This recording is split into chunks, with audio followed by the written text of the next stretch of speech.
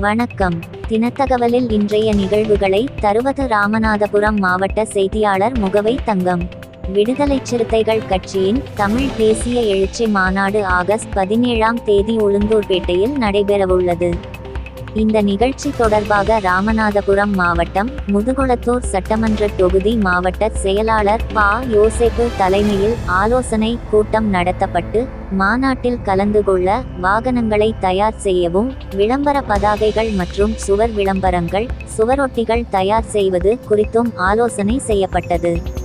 மேலும் மாநாடு சிறப்பாக நடைபெறவும் எழுச்சி தமிழர் தொல் திருமாவளவன் அவர்களின் கரத்தை வலுப்படுத்த மாவட்டம் முழுவதிலும் இருந்து ஏராளமான வாகனங்கள் உளுந்தூர்பேட்டை நோக்கி செல்லவும் ஆலோசிக்கப்பட்டது.